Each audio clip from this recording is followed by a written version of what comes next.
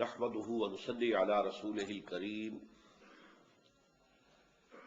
اما بعد فقد قال الله تبارك وتعالى كما ورد في آخر سورة الفرقان اعوذ بالله من الشيطان الرجيم بسم الله الرحمن الرحيم والذين لا يشهدون الزور وإذا مروا باللغو مروا كراما والذين إذا ذكروا بآيات ربهم لم يخروا عليها صما وعميانا والذين يقولون ربنا هب لنا من أزواجنا وذرياتنا قرة أعين واجعلنا للمتقين إماما أولئك يجزون الغرفة بما صبروا وَيُلَقَّوْنَ فِيهَا تَحِيَّةً وَسَلَامًا خَالِدِينَ فِيهَا حَسُنَتْ مُسْتَقَرًّا وَمُقَامًا قُلْ مَا يَعْبَأُ بِكُمْ رَبِّي لَوْلَا دُعَاؤُكُمْ فَقَدْ كَذَّبْتُمْ فَسَوْفَ يَكُونُ لِزَامًا صدق اللہ العظیم۔ رب اشرح لي صدري ويسر لي امري واحلل عقدة من لساني يفقهوا قولي۔ اللهم ربنا الهمنا رشدنا واعصمنا من شرور انفسنا، اللهم ارنا الحق حقا وارزقنا اتباعه وارنا الباطل باطلا وارزقنا اجتنابه، اللهم وفقنا لما تحب وترضى، اللهم ربنا اجعلنا من عبادك المخلصین آمین یا رب العالمین۔ سورہ فرقان کے آخری رکوع کے بارے میں اس سے پہلے یہ تجزیہ آپ کے سامنے پیش کر چکا ہوں کہ اس کی پہلی دو آیتیں اور پھر آخری آیت، ان کا تعلق ہے حکمت ایمانی کے ساتھ۔ پہلی دو آیتوں میں اللہ کی معرفت اور اللہ کے شکر کے لیے اس کائنات میں ہر چہار طرف جو نشانیاں پھیلی ہوئی ہیں ان کی طرف اشارہ کیا گیا ہے۔ جتنے بھی فزیکل فینومینا ہیں یا یہ ساری کریشن ہے، ان میں سے ہر ایک نشانی ہے، اور اس نشانی کے دو پہلو ہیں۔ ایک تو یہ کہ ان کے ذریعے سے اللہ کی معرفت حاصل کی جائے، اس کی قدرت کتنی ہے، اس کا علم کتنا وسیع ہے، اس کی حکمت کتنی مکمل ہے، وَعَلَىٰ هَذَا الْقِيَاسِ۔ اور دوسرے یہ کہ اس سے شکر کا جذبہ پیدا ہونا چاہیے، اور یہی شکر کا جذبہ ہے جو پھر عبادت کی شکل اختیار کرتا ہے۔ اس لیے کہ شکر جو ہے، اگر آپ کے ساتھ کسی انسان نے بھلائی کی ہے تو آپ سوچ سکتے ہیں کہ میں بھی کسی وقت اس کے ساتھ بھلائی کروں گا، اللہ مجھے توفیق دے، موقع عنایت کرے تاکہ میں اس کے شکر کا کچھ هل جزاء الاحسان الا الاحسان، بھلائی کا بدلہ کیا ہو سکتا ہے سوائے بھلائی کے۔ لیکن جب وہ شکر ہو کسی ماورائی ہستی کا، فرض کیجئے کہ سورج ہی ہے، اب سورج کا ہم کیا بدلہ چکا سکتے ہیں؟ اس سے جو کچھ ہمیں فیض حاصل ہو رہا ہے، یہ پوری مادی کائنات جو ہماری ہے، یہ پوری زمین، اس کا سارا نظام اس کے ساتھ وابستہ ہے، لیکن ہم کیا شکر ادا کر سکتے ہیں؟ تو یہ شکر جو ہے جذبہ پھر وہ عبادت کی شکل اختیار کرتا ہے، ہاتھ جوڑ کر کھڑے ہو گئے، اس کے لیے ڈنڈوت کی، اس کے لیے کوئی منظر بنا لیا، کوئی اس طرح کی قوم۔ تو پہلی دو آیتوں میں حکمت ایمانی جو ہم پڑھ چکے ہیں، جو ہمارے اسباق تھے ایمانیات سے متعلق، اس میں وہ باتیں تفصیل سے آئیں، یہاں دو میں ان کا خلاصہ ہے۔ آخری آیت جو آج پڑھیں گے انشاءاللہ، اس میں حکمت رسالت کا ذکر ہے۔ رسالت کس لیے، اس کا اصل سبب کیا ہے، کیوں بھیجی گئی، کیوں یہ اللہ نے سلسلہ جاری فرمایا۔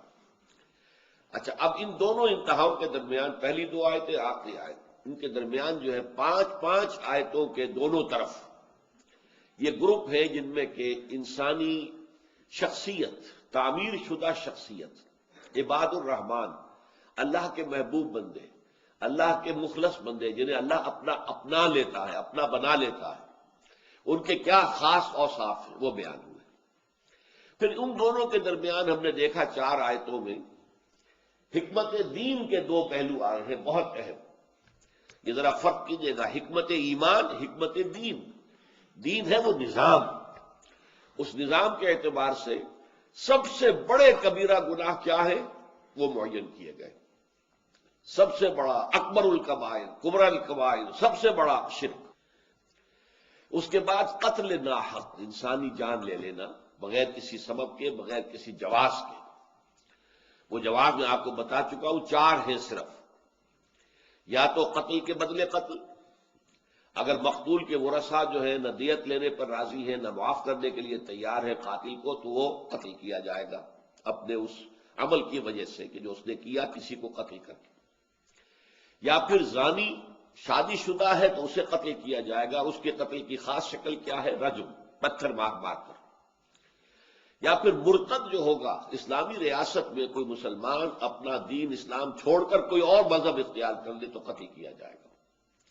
نمبر 4 کافر قتل کیا جائے گا بشرطے کہ وہ حربی ہو، جس کے ساتھ جنگ کا سلسلہ ڈکلیئرڈ. یہ نہیں ہے کہ جہاں جس کافر کو چاہا مار دیا، یہ اس طرح کا معاملہ نہیں ہے، بلکہ یہ کہ جس کے ساتھ وار ڈکلیئرڈ ہے. ان میں بھی بوڑھوں کو، بچوں کو، عورتوں کو قتل کرنے کی اجازت نہیں ہے، بلکہ یہ کہ جو بھی جنگ کی صلاحیت رکھنے والے لوگ ہیں انہیں قتل کیا جائے. اس کے علاوہ قتل کا کوئی شکل جو ہے شریعت اسلامی میں جائز نہیں ہے. اور یہ بھی بہت بڑے گناہوں میں سے ہے، اس لیے کہ اس سے تمدن کی جڑ کٹ جاتی ہے. تیسرا فرمایا ولا یزنون، زنا نہیں کرتے. اس سے در حقیقت انسانی معاشرہ جو ہے وہ متعفن ہو جاتا ہے، سنڈاس بن جاتا ہے. اس معاشرے کے اندر سے خیر ختم ہو جاتا ہے اگر یہ زنا عام ہو جائے. تو یہ 3 ہیں جو سب سے بڑے گناہ ہیں، اور ان کا تعلق در حقیقت جو ایک معاشرہ اسلام پیدا کرنا چاہتا ہے، گویا کہ اس کے حوالے سے یہ بنیادی ہدایات ملی کہ اس معاشرے میں سے ان 3 چیزوں کو تو بڑی ہی محنت کے ساتھ، اہتمام کے ساتھ ایریڈیکیٹ کیا جائے. لیکن اس کے بعد پھر حکمت دین کا ایک اور بہت اہم موتی ہم پڑھ چکے، اور وہ ہے توبہ. چاہے یہ گناہ بھی سرزد ہو گئے ہوں انسان سے، اس کے باوجود توبہ کا دروازہ کھلا ہے. اگر انسان حقیقتاً نادم ہو جائے کہ میں غلط کام کیا، میں نے اس پر ندامت ہو، اسے حقیقی ندامت ہو، پشیمانی ہو. اور نمبر 2 یہ کہ وہ عزم کر لے دوبارہ کبھی یہ کام میں نہیں کروں گا، عزم مصمم. اور نمبر 3 یہ کہ جو کام تھا اسے بالفعل بھی چھوڑ دے. یہ نہیں کہ تسبیح رٹتا رہے توبہ کی اور کام جاری رکھے، یہ نہیں. تو یہ 3 شرطیں ہیں حقوق اللہ کے بارے میں، اور حقوق العباد کے بارے میں 4تھی شرط اور ہے، اور وہ یہ ہے کہ جس کا حق مارا ہے، جس پر زیادتی کی ہے، یا تو اس سے معافی حاصل کی جائے، یا یہ ہے کہ اسے کمپنسیٹ کیا جائے، اس کا مال مار لیا تھا واپس کیا جائے. یا فرض کیجئے وہ فوت ہو گیا ہے اور آپ تعین کے ساتھ جانتے بھی نہیں کہ آپ نے کتنا مال اس کا ہضم کیا تھا، تو اس کی طرف سے صدقہ اور خیرات کیجئے. وہ گویا کہ اللہ تعالیٰ کے ہاں اس دعا کے ساتھ اے اللہ اسے بدل بنا دے، میں یہ صدقہ خیرات کر رہا ہوں، اس کا ثواب اس کو پہنچا. تو اس سے گویا کہ کمپنسیشن کی شکل جو ہے ہو سکتی. اور میں نے عرض کیا تھا پچھلی مرتبہ کہ اس توبہ کے معاملے میں جو ٹھوکر کھائی ہے عیسائیوں نے، کہ حضرت آدم سے حضرت حوا سے علیہ السلام جو خطا ہوئی، غلطی ہوئی، بہت بڑی غلطی تھی. اللہ کا صریح حکم تھا کہ اس درخت کے قریب نہ بھٹکنا، لیکن یہ کہ انہوں نے اس درخت کا پھل کھا لیا. شیطان کی وسوسہ اندازی، اس نے جو دھوکہ دیا، جس طریقے سے انہیں پھسلایا، وہ کھا بیٹھے. بہت بڑا جرم تھا، کوئی شک نہیں. حرام شے کا ارتکاب کیا، اللہ نے حرام کر دیا تھا. لیکن اس کے لیے بھی فرمایا فَتَلَقَّىٰ آدَمُ مِن رَّبِّهِ كَلِمَاتٍ فَتَابَ عَلَيْهِ. آدم نے خود اللہ ہی سے کچھ کلمات سیکھ لیے توبہ کے لیے، یعنی دل میں پشیمانی تو پیدا ہو گئی تھی اور توبہ کرنا چاہتے تھے، لیکن ابھی انہیں معلوم نہیں تھا کہ کن الفاظ میں اللہ کے جناب میں ہم توبہ کریں. وہ الفاظ کیونکہ اصل مسئلہ جو ہے وہ تو دل کے اندر ندامت کا پیدا ہو جانا ہے. یہ ہے توبہ کی اصل جڑ، اصل بنیاد. یہی وجہ اس موضوع پر علامہ اقبال نے اپنی نوجوانی کے دور میں ایک شعر کہا تھا، جس سے سن کر بڑے بڑے جو اساتذہ تھے، شعراء، وہ بھڑک اٹھے تھے کہ یہ عمر اور یہ شعر، تو معلوم ہوتا ہے کہ تم دنیا میں چمکو گے بہت. وہ شعر کیا تھا؟ موتی سمجھ کے شان کریمی نے چن لیے قطرے جو تھے میرے عرق انفعال کے. انفعال کہتے شرمندگی. شرمندگی کی وجہ سے میرے پیشانی پر چھوٹے چھوٹے پسینے کے قطرے آ گئے. ہوتا ہے پشیمانی جب ہوتی ہے انسان کو، تو یہ جو پیشانی ہے اس کے اوپر نمی ظاہر ہوتی ہے، اور وہ چھوٹے چھوٹے قطرے تو موتی سمجھ کے شان کریمی نے چن لی ہے. تو میں پچھلی مرتبہ آپ کو حدیثیں سنا چکا ہوں کہ بندے کی توبہ سے اللہ کو کتنی خوشی ہوتی ہے. اس کا اندازہ ان حدیث سے ہو گیا، ان کو دہرانا میں نہیں چاہتا اس وقت. لیکن میں عرض یہ کر رہا تھا کہ جب حضرت آدم اور حوا دونوں میں وہ ندامت پیدا ہو گئی تو پھر اس توبہ کے لیے کلمات جو ہیں وہ خود اللہ نے سکھا دیے، اور وہ سورہ اعراف میں ہے، ربنا ظلمنا انفسنا وان لم تغفر لنا وترحمنا لنکونن من الخاسرین.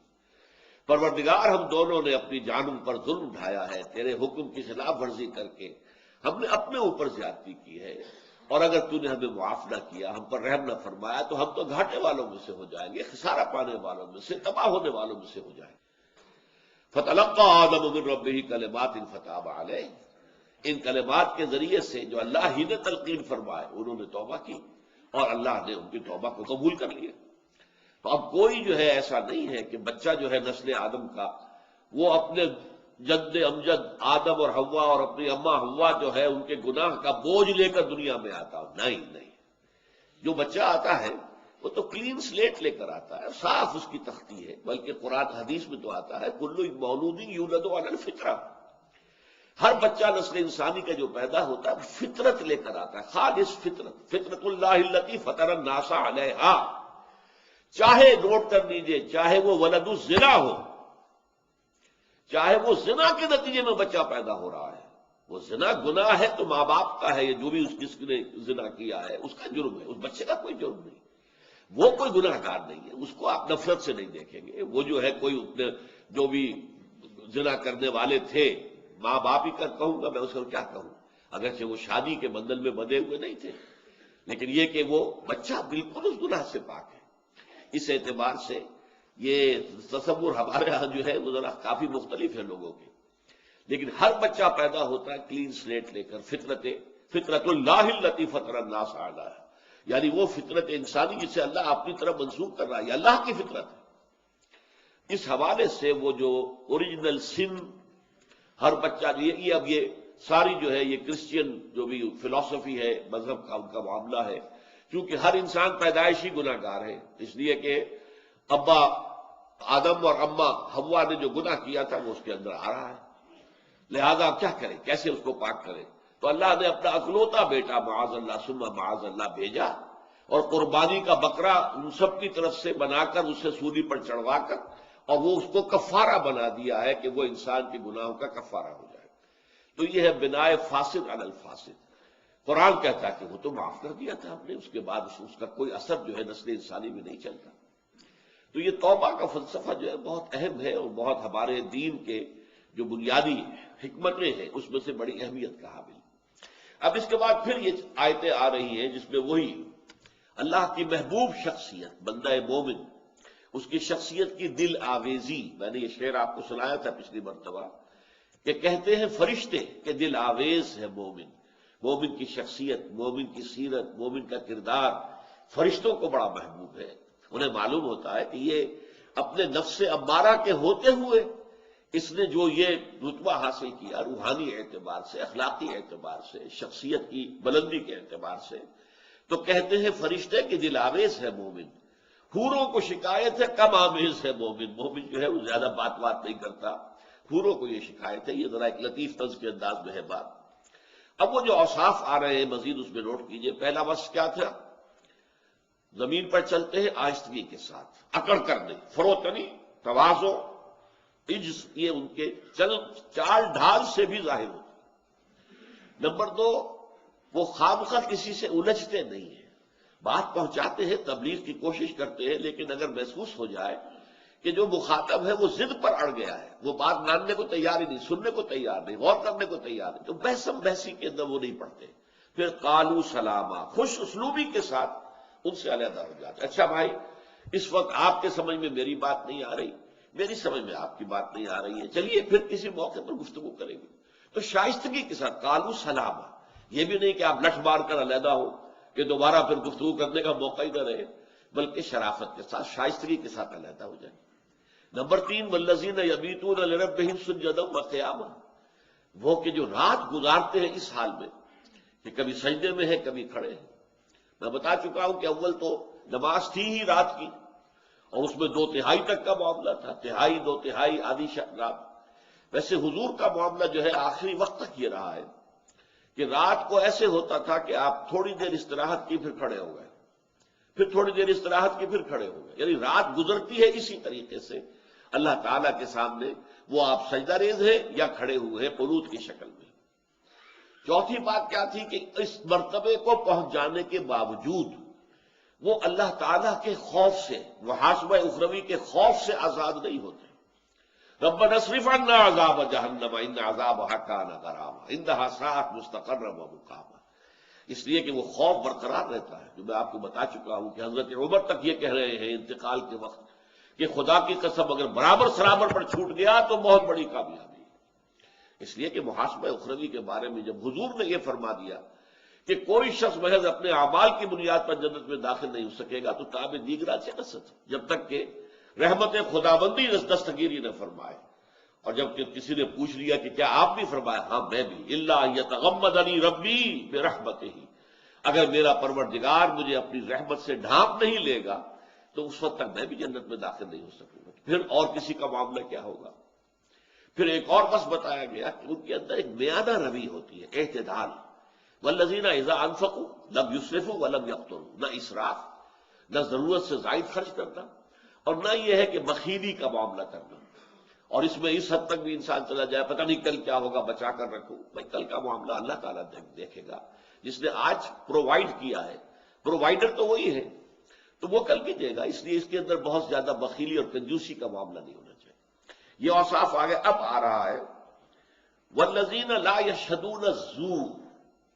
اب اس کا ایک ترجمہ جو عام طور پر کیا گیا ہے وہ یہ کہ وہ جھوٹی گواہی نہیں دیتے، جھوٹ کی گواہی نہیں دیتے، ایک ترجمہ عام طور پہ کیا جاتا ہے، اگرچہ ان الفاظ کا صحیح ترجمہ یہ نہیں ہے۔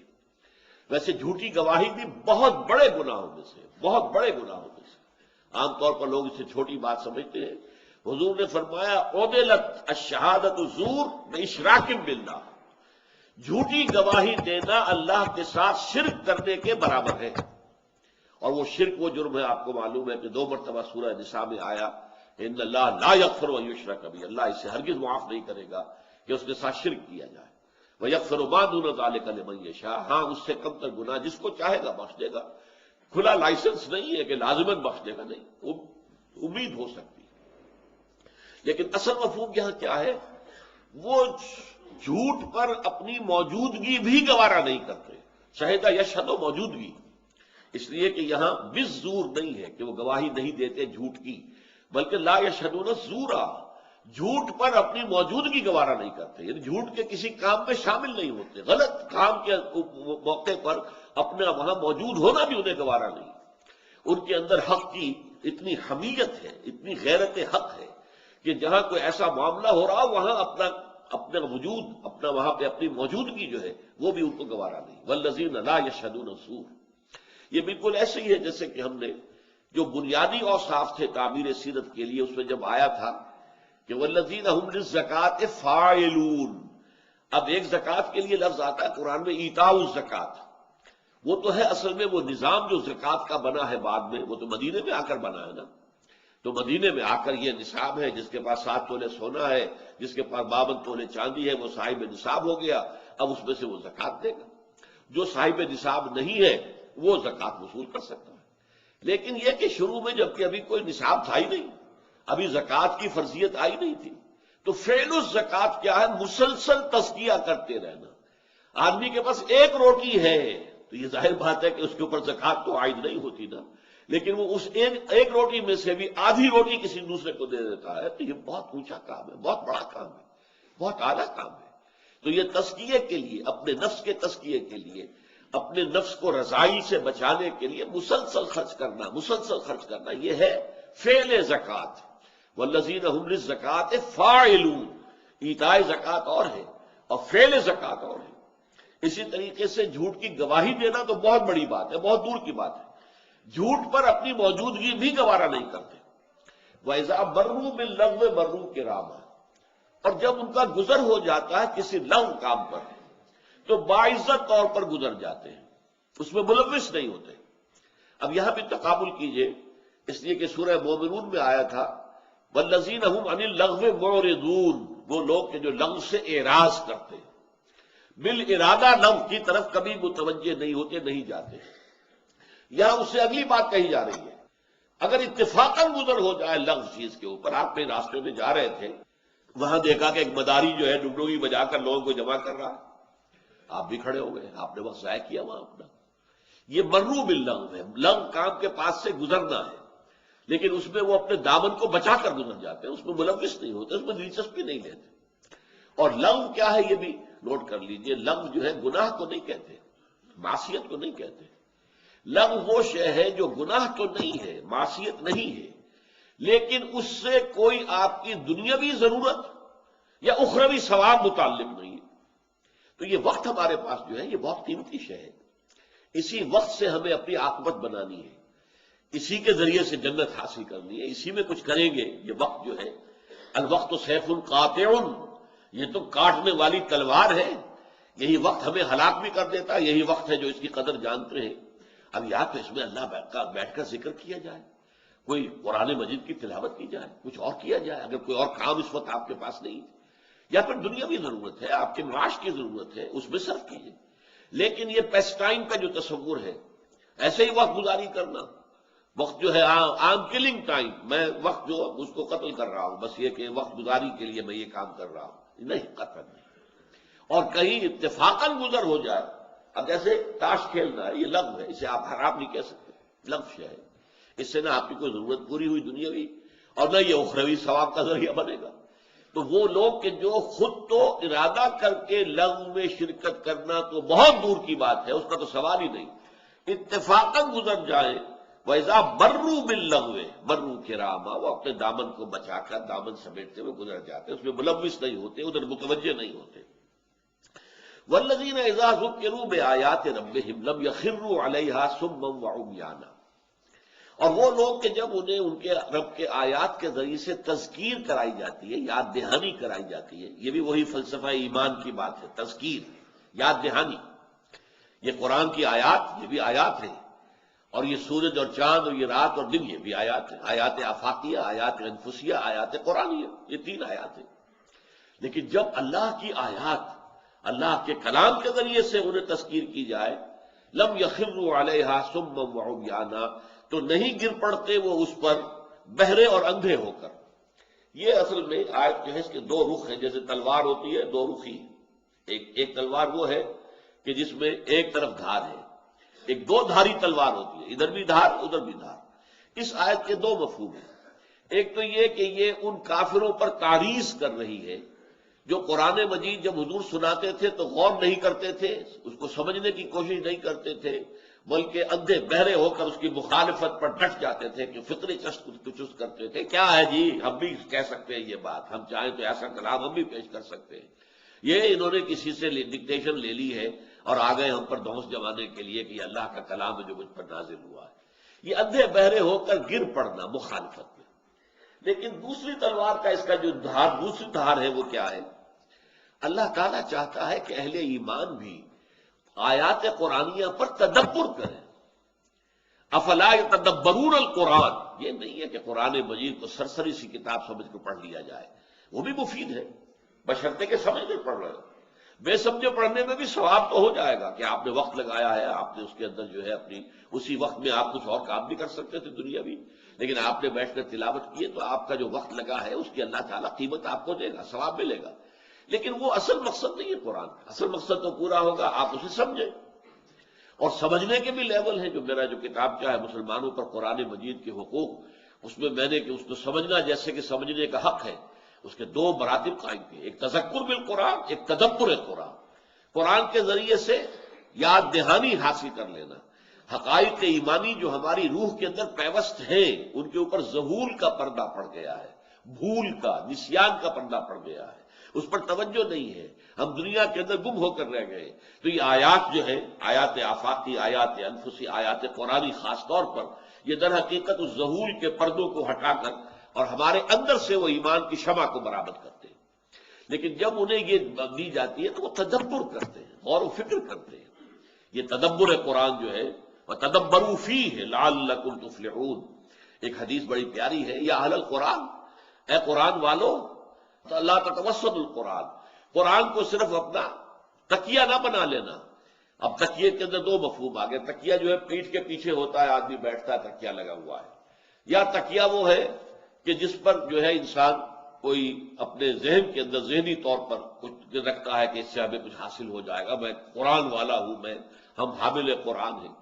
ان دونوں چیزوں کا فائدہ نہیں۔ لا تتوسط القرآن، قرآن کو تکیے کی طرح پیچھے نہ پھینک دینا اور صرف اسے ایک زوم کی بنیاد نہ بنا لینا، بلکہ کیا کرنا، وَاتْلُوهُ حَقَّ تِلَاوَتِهِ فِي آنَاءِ اللَّيْلِ وَالنَّهَارِ، دیکھنا اس کی تلاوت کرو جیسا کہ اس کی تلاوت کا حق ہے، دن کے اوقات میں بھی رات کے اوقات میں۔ پھر یہ کہ وَتَغَنَّوْهُ، اسے پڑھو خوش آوازی کے ساتھ، خوش دھانی کے ساتھ، اچھے انداز میں پڑھو۔ اگر اللہ نے اچھی آواز دی ہے، اس آواز کو زین القرآن بِأَصْوَاتِكُمْ، اس قرآن کو مزین کرو اپنی آوازوں کے ذریعے سے۔ نمبر 3 یہ وَتَدَبَّرُوا فِيهِ لَعَلَّكُمْ تُفْلِحُونَ، اس کو اور وفشو ہو، اسے پھیلاؤ، عام کرو دنیا کے اندر، چہار ٹانگے عالم تک اس کا پیغام، اس کا نور پہنچا دو۔ وَتَدَبَّرُوا فِيهِ، اس پر تدبر کرو، غور و فکر کرو اس کی گہرائیوں میں۔ جو اقبال کہتا کہ قرآن میں ہو غوطہ زن اے مرد مسلمان۔ ظاہر بات ہے سمندر میں غوطہ لگانے والے جو نیچے سے موتی نکال کر لاتے ہیں، سمندر کے اندر تو موتی ہے، لیکن ظاہر بات ہے محروم رہا دولت دریا سے وہ غواص، کرتا نہیں جو صحبت ساحل سے کنارہ، کنارے پر بیٹھے ہوئے تو موتی نہیں ملے گے تمہیں تو اس میں غوطہ لگانا پڑے گا، گہرائی میں جا کر جو ہے وہاں پر وہ سیپیاں آپ کو ملے گی جن کے اندر کے موتی ہے، تو وہ موتی حاصل کرنے کے لیے محنت کرو، قرآن میں غوطہ زنی کرو۔ والذین اذا ذکروا بآیات ربہم لم یخروا علیہا صما وعمیانا والذین یقولون ربنا ھب لنا من ازواجنا وذریاتنا قرۃ اعین واجعلنا للمتقین اماما، اور وہ لوگ جو کہتے ہیں رب ہمارے ہمیں ہماری بیویوں اور اولاد سے آنکھوں کی ٹھنڈک عطا فرما، یعنی یہ کہ بندہ مومن جو ہے وہ یہی چاہے گا میری بیوی بھی مومنہ ہو، متقیہ ہو، اس کے اندر بھی عبادت کا ذوق ہو، اللہ تعالیٰ کے ساتھ اس کا تعلق ہو، میری اولاد جو ہے وہ بھی اسی راستے پر چلے، وہ بھی مومن مسلم اور متقی بن کر اٹھے، تو یہ ان کی خواہش ہے۔ اور یہ بات بڑی اہم ہے، انسان کی اندرونی شخصیت جو ہے اس کا اصل پرتو جو ہے اگر آپ کو دیکھنا ہو تو اس کی اولاد کو دیکھیے کہ اس نے اولاد کو کیا بنانے کی کوشش کی۔ اس لیے کہ ایک آدمی اپنی جگہ پر لبادہ اس نے اوڑھا ہوا ہے بہت تقویٰ کا اور بہت دینداری کا اور بہت روحانیت کا، اور بڑی وہ سنتوں کا، چھوٹی چھوٹی سنتوں کی بھی پیروی کر رہا ہے اہتمام کے ساتھ، لیکن اولاد کو دیکھتے ہیں تو ان کو بالکل بگٹٹ چھوڑا ہوا ہے، وہ صرف دنیا کی تحصیل کے لیے، وہ تعلیم ہے تو ساری اس لیے ہے کہ دنیا میں کوئی انہیں مقام حاصل ہو جائے، معاش کا کوئی عمدہ ذریعہ مل جائے، سٹیٹس بن جائے، اس کے لیے کوئی ان کے اندر کوشش نہیں ہے کہ یہ لوگ اللہ کے مومن متقی مخلص بندے جو ہیں مسلم و مومن بن کر اٹھے نہیں۔ تو معلوم ہوا کہ ان کا ویلیو سٹرکچر کیا ہے، اصل اقدار جو ہے دل کے اندر اور ذہن کے اندر وہ کیا ہے، وہ در حقیقت وہ اقدار، وہ اپنا جو بھی انہوں نے ڈھونگ رچایا ہوا ہے وہ ہے، حقیقت در حقیقت وہ نہیں ہے ان کے اندر، اس لیے کہ اگر وہ ہوتی تو وہ سب سے زیادہ نمایاں نظر آنی چاہیے تھی ان کی اولاد میں۔ ہاں اولاد میں کوئی ایک جو ہے، اور فرض کیجئے کسی نے کو 5-6 بیٹے دیے ہیں اللہ نے، ان میں سے کوئی ایک جو ہے وہ بگڑ گیا، ٹھیک ہے ہو سکتا ہے، اس میں کوئی عجیب بات نہیں۔ آپ کو معلوم ہے کہ حضرت نوح علیہ السلام کے 4 بیٹے تھے، 3 بیٹے ان پر ایمان لائے، ان کے ساتھ تھے، حضرت سام، حضرت حام، حضرت یافس۔ چوتھا بیٹا جو تھا کنعان وہ کافر رہا، مشرک رہا، وہ غرق ہوا، ان کی نگاہوں کے سامنے غرق ہوا۔ یہ ہو سکتا ہے، لیکن 3 بیٹے تو تھے نا، اور ان کے ساتھ تھے، اللہ نے ان کو اپنے باپ کے نقش قدم پر چلنے کی توفیق دی تھی۔ پھر دنیا میں ایسی عظیم ہستیاں بھی گزری ہیں، میں تو حیران ہوتا ہوں، اللہ تعالیٰ کا فضل و کرم کسی پر ہوتا ہے تو کتنا ہوتا ہے، بے حد و حساب۔ آپ کو معلوم ہے کہ امام ربانی حضرت مجدد الفسانی رحمۃ اللہ علیہ کے 4 بیٹے تھے، چاروں اسی راستے پر جو باپ کا راستہ تھا، اس کے اوپر ہر ایک چمکا ہے، وہ ہدایت کا ایک مینارہ بنا ہے، کوئی بھی جو ہے ان میں سے کسی دوسری طرف کسی غلط راستے پر پڑنے والا نہیں تھا۔ اسی طرح مجدد 12ویں صدی کے، یہ 11ویں صدی کے مجدد تھے، مجدد الفسانی، دوسرا 1000 سال شروع ہوا تو پہلے اس دوسرے 1000 سال میں پہلے آئی 11ویں صدی، تو 11ویں صدی کے مجدد ہیں حضرت احمد سرہندی رحمۃ اللہ علیہ، 12ویں صدی کے مجدد حضرت شاہ ولی اللہ دہلوی رحمۃ اللہ علیہ، ان کو بھی اللہ نے 4 بیٹے دیے۔ اور ان میں سے 3 جو ہیں وہ تو ایسے چمکے ہیں. شاہ عبد العزیز تفسیر عزیزی لکھی انہوں نے، اور بہت بڑا مدرسہ ان کا تھا شاہ عبد العزیز کا، جس سے کہ وہ دین کی تعلیمات پھیلا رہے تھے. شاہ عبد القادر نے قرآن مجید کا بامحاورہ ترجمہ کیا. آج تک موسٹ اوتھینٹک ترجمہ وہی ہے. 100 سال کے بعد حضرت شیخ الہند نے اس ترجمے کو صرف یہ کہ 100 سال میں اردو زبان کا محاورہ بدل گیا تھا، تو اس بدلے ہوئے محاورے کے اعتبار سے کوئی تبدیلیاں کی ہے، وہ صاف لکھا ہے انہوں نے کہ یہ ترجمہ وہی ہے جو شاہ عبد القادر نے کیا تھا. تیسرے بیٹے شاہ رفیع الدین، انہوں نے لفظی ترجمہ کیا. چوتھے بیٹے نوجوانی میں فوت ہو گئے تھے، لیکن وہ چونکہ زیادہ چمک نہیں سکے علم کی دنیا میں، روحانیت کے میدان میں، دین کے میدان میں، اس کی کسر اللہ نے پوری کر دی. کسر کا جبر کر دیا کیا کہ ان کے بیٹے تھے شاہ اسماعیل شہید رحمت اللہ علیہ، وہ ایک مجاہد کی شکل میں اور بہت بڑے عالم. تو یہ گھرانہ ہے. تو یہ ہے در حقیقت اندرونی شخصیت کا ظہور، کہ اگر کسی کے اندر آپ جھانکنا چاہیں تو اس کی اولاد کو دیکھیے. یہ ہے در حقیقت اس کا باطن. والذین یقولون ربنا هب لنا من ازواجنا وذریاتنا قرۃ اعین واجعلنا للمتقین اماما، اور ہمیں متقیوں کا امام بنا. اب اس کا بھی ایک عام ترجمہ یہ کر دیا جاتا ہے گویا کہ یہ امامت طلب کر رہے ہیں. امامت کی طلب نہیں ہے یہاں. یہ نیچرلی ہم جن کے امام ہیں، باپ کے پیچھے بیٹے آ رہے ہیں نا، تو بیٹوں کا امام ہے باپ. اور قیامت کے دن بھی یہ ہوگا جب ہم اٹھیں گے بعد سے بعد الموت میں، تو ہمارے آگے ہمارے دادا جا رہے ہوں گے، والد جا رہے ہوں گے، پھر میں جا رہا ہوں گا، پھر میرے بیٹے آ رہے ہوں گے. یہ ہے اسی معاملہ ہوگا. تو وہ ہمیں اے رب جن کے ہم امام ہیں، جن کو تو نے ہمارے چارج میں دے دیا ہے، جیسے کہ فرمایا ہے اللہ تعالیٰ نے کہ ہر شخص جو ہے وہ مسئول ہے. کلکم مسئول عن رعیتہ، کلکم راعٍ ومسئول عن رعیتہ. تم میں سے ہر شخص کی حیثیت ایک چرواہے کی ہے. جیسے چرواہے کے چارج میں بھیڑیں ہیں، بکریاں ہیں، تو ظاہر بات ہے کہ وہ ذمہ دار ہے. وہ صبح لے گیا ہے گھروں میں سے نکال کر بکریاں اور بھیڑیں، تو شام کو ہر ایک آدمی کو اس کی بھیڑیں اور بکریاں پہنچانا اس کی ذمہ داری ہے. بھیڑ اگر کہیں گم ہو گئی ہے تو ظاہر بات ہے کہ وہ مسئول ہوگا، کہاں گئی بھیڑ میری. اسی طریقے سے اللہ تعالیٰ نے ہر انسان کو بنایا ہے چرواہا. اللہ نے اس کو دیے ہیں بیٹے، دیے ہیں بیٹیاں دی ہیں. ان کو کس طرح اٹھاتا ہے، وہ کیسی تربیت کرتا ہے، اسے تعلیم کیسی دیتا ہے، ان کے سامنے کون سے راستے کھولتا ہے. یہ مضمون آگے چل کر سورہ تحریم میں آئے گا جو ہمارا اگلا سبق ہے. فرمایا گیا کہ یا ایھا الذین آمنوا قوا انفسکم واہلیکم نارا، بچاؤ اپنے اہل و عیال کو آگ سے. تو جب قیامت میں کھڑے ہوں ہم اور چل رہے ہوں تو ہمارے پیچھے بھی جو آ رہے ہیں وہ متقی ہو، اللہ کے بندے ہو، اللہ کے دین کے خادم چلے آ رہے ہوں. یہ نہ ہو کہ ہم آگے چل رہے ہیں، ہمارے پیچھے جو آ رہے ہیں وہ فاسق و فاجر ہیں، انہوں نے بہت غلط جو ہے کام دنیا میں کیے. تو وجعلنا للمتقین اماما، ہمیں متقیوں کا امام بنا. یہاں آپ ترجمہ کرتے ہوئے ہمیں متقیوں کا امام بنا، نہیں، امام کے اوپر ایمفسائز نہ کیجیے، ہمیں متقیوں کا امام بنا. یعنی جو ہماری امامت میں ہیں، ہمارے چارج میں ہیں، جن کے ہم فطری امام ہیں، انہیں متقی بنا دیں.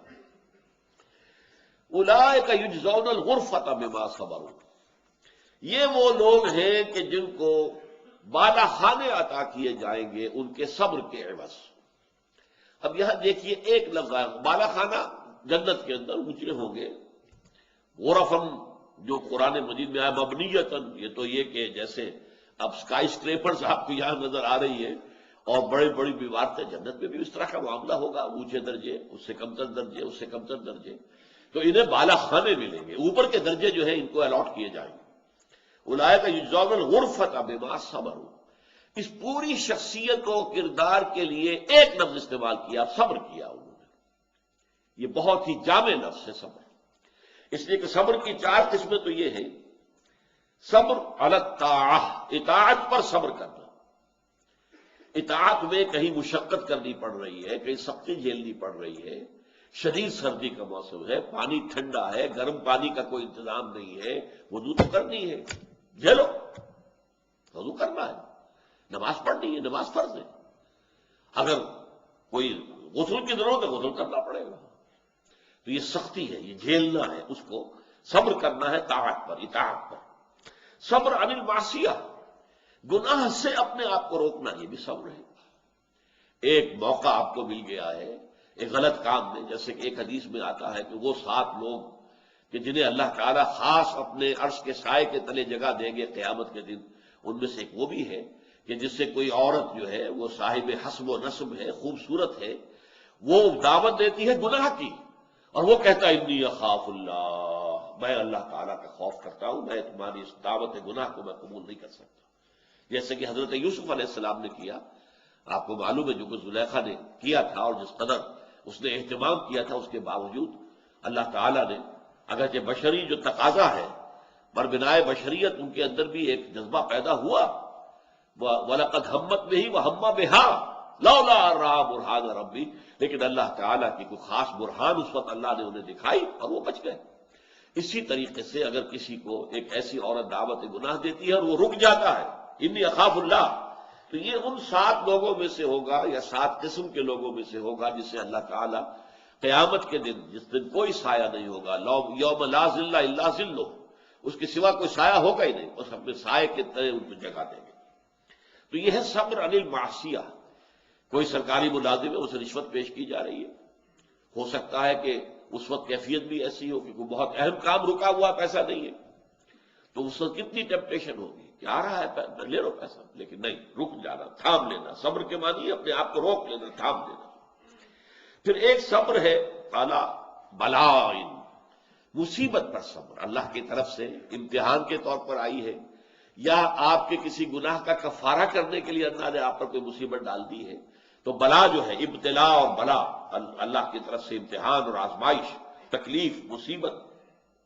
والصابرین، جیسا کہ ہم نے آیت البر میں پڑھا تھا، والصابرین فی الباساء والضراء وحین الباس، فقر و فاقہ میں صبر کرنا، جھیلنا، برداشت کرنا، تکلیفیں اور اذیت جو ہے ان کو جھیلنا، برداشت کرنا، جنگ میں کھڑے ہو جانا جان ہتھیلی پر رکھ کر۔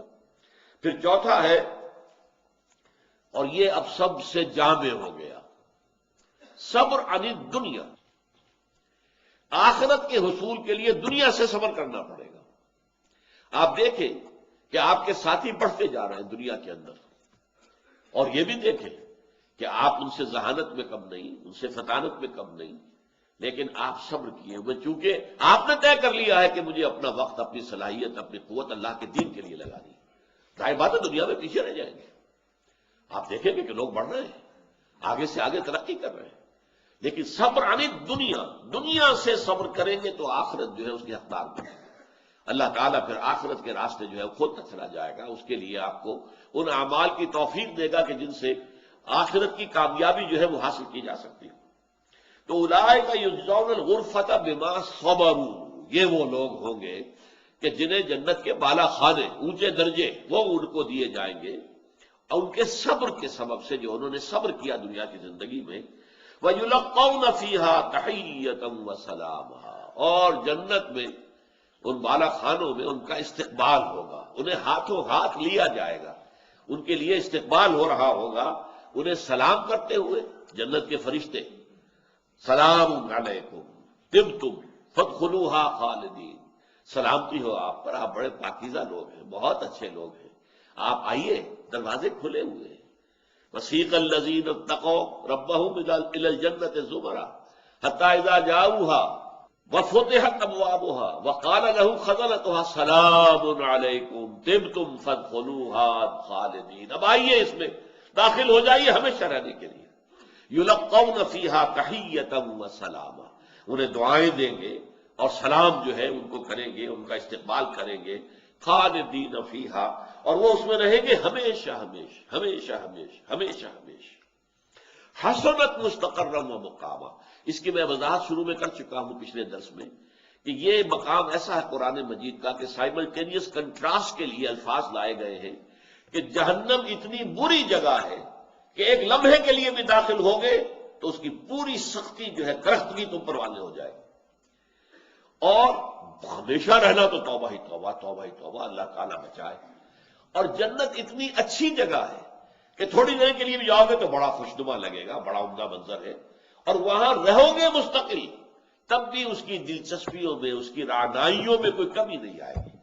یہ جو ہوگا کہ دل اب اچاٹ ہو گیا جی، اب آپ دنیا میں تصور کرتے ہیں تو کشمیر زمین پر جنت ہے، لیکن جو لوگ وہاں رہتے ہیں ان سے پوچھئے وہ جنت ہے یا کیا ہے، ان کو وہاں کے مسائل زیادہ نظر آتے ہیں، برف باریاں نظر آتی ہیں، جو صورتحال ہے تکلیف ہوتی ہے پہاڑوں کے اندر پانی کے حصول میں، اس کا آپ اندازہ کیجیے۔ تو اس حوالے سے اچھی جگہ سوئٹزرلینڈ ہو، کشمیر ہو، وہاں مستقل آپ کو رہنا پڑے تو پھر اس میں کوئی حسن نہیں رہے گا، پھر آدمی کا دل اکتا جائے گا۔ لیکن جنت ایسی جگہ ہے حسنت مستقرا و مقاما۔ جہنم کے بارے میں فرمایا سات مستقرا و مقاما، بہت بری جگہ ہے، مستقل جائے قرار ہونے کے اعتبار سے بھی اور تھوڑے سے قیام کے لیے بھی۔ اور یہ جنت جو ہے بہترین مقام ہے، مستقر کے اعتبار سے بھی، ہمیشہ رہنے کے لیے بھی اور تھوڑے سے قیام کے لیے بھی۔ قل ما یعبأ بکم ربی لولا دعاؤکم، کہہ دیجئے اے نبی، یہ میں نے عرض کیا تھا آخری آیت، یہ حکمت رسالت سے متعلق ہے۔ قل ما یعبأ بکم ربی لولا دعاؤکم، اے نبی ان سے کہہ دیجئے، ان کافروں سے جو آپ کی باتوں سے اعراض کر رہے ہیں، اندھے بہرے ہو کر اعتراضات کرنے پر تل جاتے ہیں، استہزاء کرتے ہیں، تمسخر کرتے ہیں، ہوٹنگ کرتے ہیں، مذاق اڑاتے ہیں آپ کا، ان سے کہہ دیجئے کہ میرے رب کو تمہاری کوئی پرواہ نہیں ہے۔ کیا پرواہ ہے میرے رب کو تمہاری؟ کوئی پرواہ نہیں۔ یہ جو میں اللہ کا رسول ہو کر اور تمہارے پیچھے پیچھے پھر رہا ہوں اور تمہیں جو ہے تمہارے دروازوں پر جا کر دستک دے رہا ہوں، تمہیں گلیوں کے اندر پھر کر دعوت دے رہا ہوں، جس طرح میں نے اپنی جان کو ہلکان کیا ہوا ہے، سوچو نہ میری غرض تم سے وابستہ ہے، نہ اللہ کا کوئی کام تم سے وابستہ ہے۔ لولا دعاؤکم، اگر نہ ہوتا تمہیں دعوت دینا مقصود نہ ہوتا، اس لیے کہ اللہ نے سنت یہ بنا لی ہے کہ کسی قوم پر عذاب ہلاکت، عذاب استیصال نازل نہیں کرتا جب تک کہ اللہ اپنا رسول بھیج کر اتمام حجت نہ کر دے۔